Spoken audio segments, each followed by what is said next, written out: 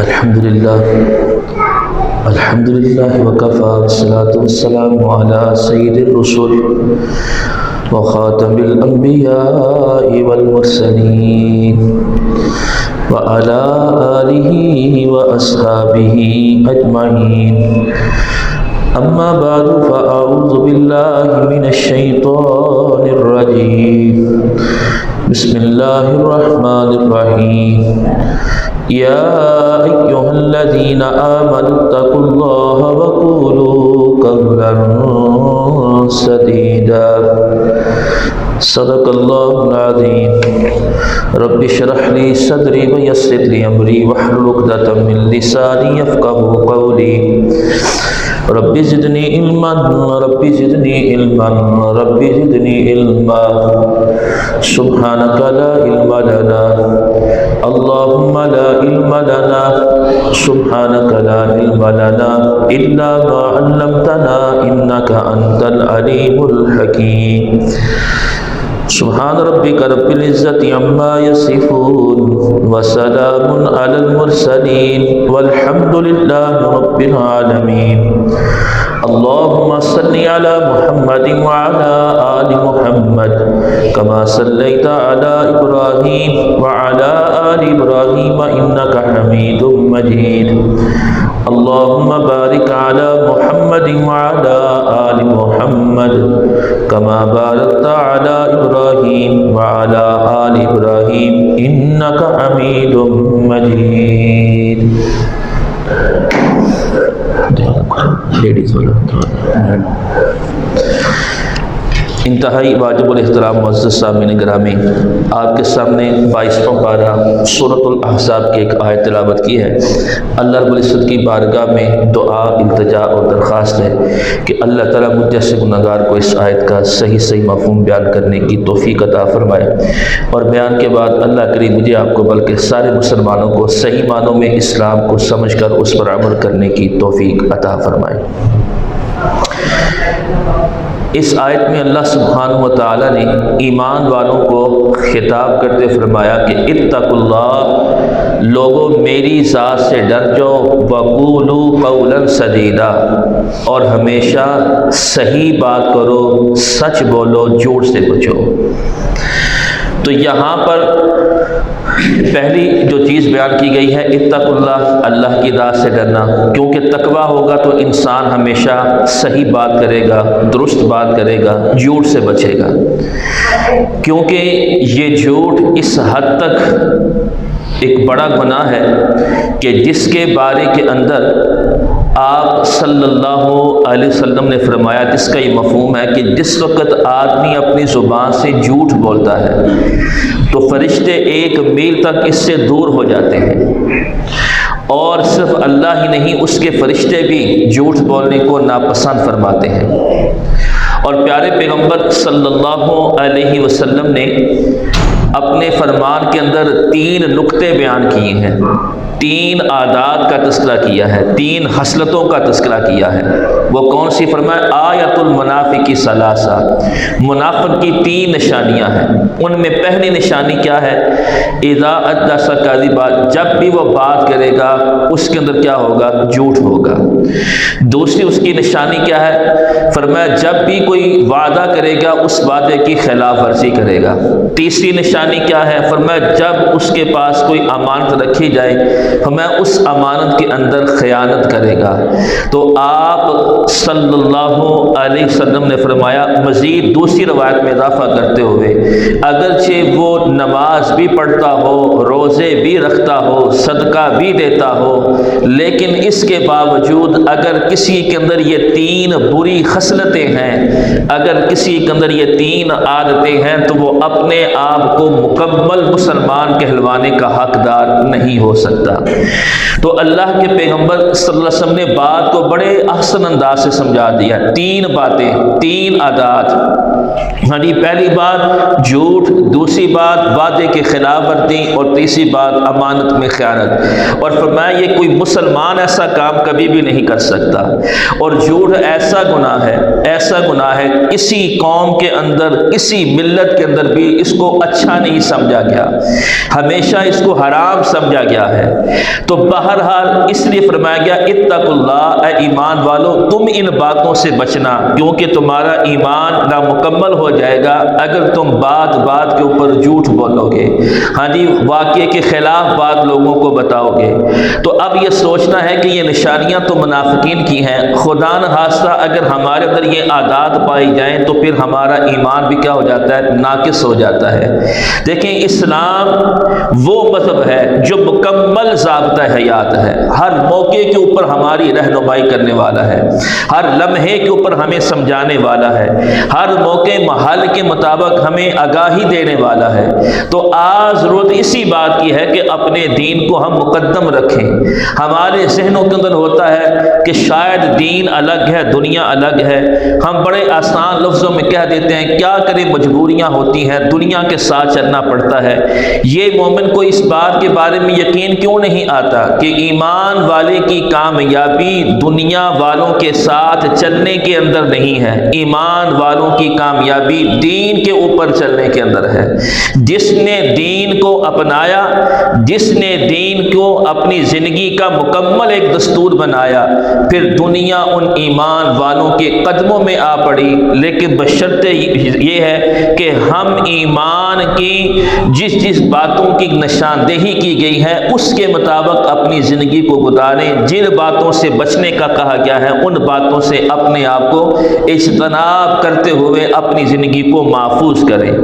تو بہرحال جھوٹ ایک ایسی بری عادت ہے کہ کسی قوم، کسی ملت کے اندر بھی اس کو اچھا نہیں سمجھا گیا، حتیٰ کہ جاہلیت کے دور کے اندر بھی لوگ جھوٹ بولنے کو ایک کبھی چیز سمجھتے تھے، بری عادت سمجھتے تھے۔ جس وقت پیارے پیغمبر صلی اللہ علیہ وسلم نے مختلف بادشاہوں کی طرف خطوط بھیجے اسلام کی دعوت دینے کے لیے، اور یہی خط جس وقت ہرقل بادشاہ کے پاس پہنچا تو اس نے کہا کہ جس پیغمبر نے مجھے مدعو کیا ہے، جس پیغمبر نے مجھے اسلام کی طرف دعوت دی ہے، پہلے میں دیکھوں تو صحیح کہ آیا اس پیغمبر کی اپنی کیفیت کیا ہے، ان کے اپنے حالات کیا ہے۔ تو اتفاق سے حضرت ابو سفیان جو بھی مسلمان نہیں ہوئے تھے، یہ وہاں تجارت کی غرض سے گئے ہوئے تھے۔ تو ہرقل بادشاہ نے کہا کہ اس ابو سفیان کو اور جو ایک گروہ آیا ہوا ہے یہاں پر تجارت کی غرض سے، اس کو میرے دربار میں پیش کیا جائے، میں چند سوالات اس سے پوچھنا چاہتا ہوں۔ باوجود اس کے کہ ابو سفیان مخالفت کے اوپر تھے، باوجود اس کے کہ وہ اس کلمہ کو پڑھنے سے انکار کرنے والے تھے، باوجود اس کے کہ آپ ان کی مخالفت کر رہے تھے، ہرقل بادشاہ نے چند سوالات کیے۔ ان میں پہلے کہا کہ جو پیغمبر نبوت کا دعویٰ کر رہا ہے تمہارے اس علاقے کے اندر اس کا خاندان کیسا ہے؟ تو ابو سفیان نے کیا کہا کہ وہ عمدہ خاندان سے ساتھ تعلق رکھنے والا ہے۔ پھر فرمایا جو اس کے ماننے والے ہیں وہ زیادہ اس کے رؤساء لوگ ہیں یا مسکین قسم کے لوگ ہیں جو کمزور ہیں مالی اعتبار سے؟ فرمایا وہ مالی اعتبار سے کمزور لوگ نے اس کا زیادہ ساتھ دے رہے ہیں۔ تو ہرقل بادشاہ نے کہا تم نے سچ کہا ہے، کیونکہ جو نبی ہوتا ہے وہ عمدہ خاندان سے ہوتا ہے اور ابتداءً کے اندر اس کا ساتھ دینے والے کمزور لوگ ہوتے ہیں، لیکن آہستہ آہستہ پھر بڑے لوگ بھی اس کا ساتھ دینا شروع کر دیتے ہیں۔ تو ہرقل بادشاہ سوالات کرتا گیا، ہاں جی، اور حضرت ابو سفیان ان باتوں کا جواب دیتے گئے۔ اور ابو سفیان نے اسلام لانے کے بعد کہا میں اگر چاہتا تو وہاں پہ جھوٹ بول کے کوئی بات کر سکتا تھا، لیکن بات اصل یہ ہے کہ ہمارے ہاں بھی جھوٹ بولنے کو بری عادت سمجھا جاتا تھا، اس لیے جو اس نے سوال کیا باوجود اس کے کہ میں آپ قسم کے مخالف تھا، لیکن میں نے وہاں پر ہمیشہ اسی محفل اور اسی مجلس کے اندر سچی ساری باتیں کر کے اس کے سامنے سارے سوالوں کے جواب دے دیے۔ تو باہر جاہلیت کا دور ہو، کوئی ملت یا کوئی قوم ہی ہو، ہاں جی وہ جھوٹ بولنے کو بری عادت سمجھتے تھے، قبیح عادت سمجھتے تھے۔ اسی لیے پیارے پیغمبر صلی اللہ علیہ وسلم نے فرمایا، جس کا یہ مفہوم ہے کہ فرمایا جو سچ بولنا ہوتا ہے نا، جب انسان سچ بولتا ہے تو وہ یہ سچ بولنا انسان کو نیکی کا رستہ دکھاتا ہے، اور جب انسان نیکی پہ چلتا ہے تو یہ نیکی اس کو جنت کا رستہ دکھاتی ہے۔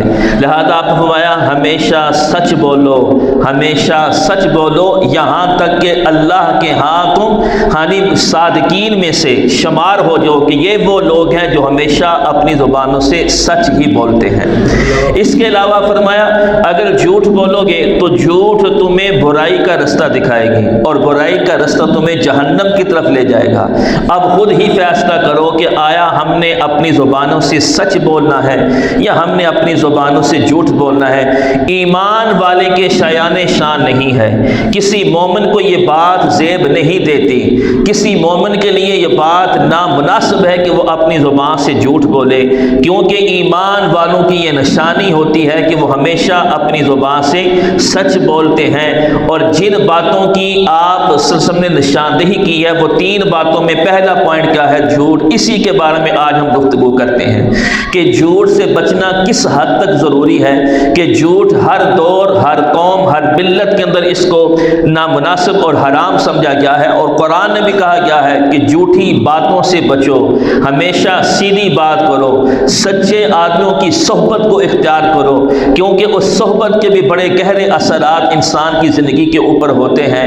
تو ہمیشہ سچ بولنا اور اپنے آس پاس بیٹھنے والوں کو بھی اسی بات کی ترغیب دینا، حتیٰ کہ اپنے گھر کے افراد کو بھی، بچوں کو بھی اسی بات کا پیغام دینا کہ بیٹے ہمیشہ سچ بولیں، سچ کے اندر نجات ہے، سچ کے اندر کامیابی ہے، اور اللہ بھی سچ بولنے والوں کو پسند فرماتا ہے۔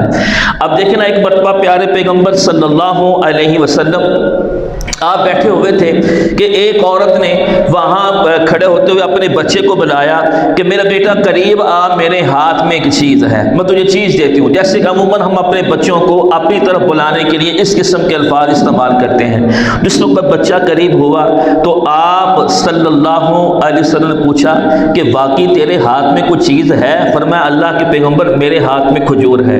فرمایا اگر یہ تیرے ہاتھ میں کھجور نہ ہوتی تو تیرے اس جھوٹ بولنے کا وبال تیرے اوپر پڑتا، اور تیرے اعمال نامے کے اندر اس جھوٹ کو کبیرہ گناہوں کے اندر لکھا جاتا۔ تو یہ جھوٹ حتیٰ کہ بچوں سے بھی اختیار کی گئی ہے۔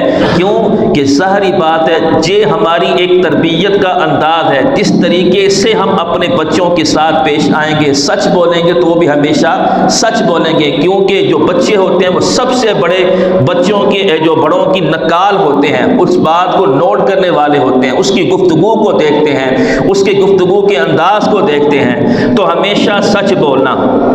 اب دیکھیں نا، اسی قسم کا واقعہ لکھا گیا ہے کہ پہلے دور کے اندر جس وقت قافلہ جا رہا تھا اور ان میں ایک بچہ بھی تھا جس کی عمر 12 سے 13 سال کے قریب تھی، اور ماں نے کہا کہ تو دین کی تعلیم حاصل کرنے کے لیے جا رہا ہے، چند دینار میں تجھے خرچے کے لیے دے دیتی ہوں۔ اور ماں نے بچے کے آسن کے اندر ان جو پیسے ہیں ان کو چھپا کے اس کو سلائی کر دیا۔ اب جس وقت وہ قافلہ جا رہا ہے تو اتفاق سے اسی رستے کے اندر قافلہ لوٹنے والے بھی آ گئے، قافلے کو لوٹتے جا رہے ہیں، جو کسی کے پاس تھا وہ سب کچھ لوٹتے جا رہے ہیں۔ ان ڈاکوں میں سے ایک ساتھی نے کہا کہ بھائی یہ بچے سے ہم پوچھیں۔ اس نے ایسے پوچھا کہ بھائی تیرے پاس بھی کچھ ہے؟ تو اس نے کہا ہاں جی میرے پاس اتنے دینار ہیں، 40 دینار ہیں۔ کہا یہ کہاں ہے؟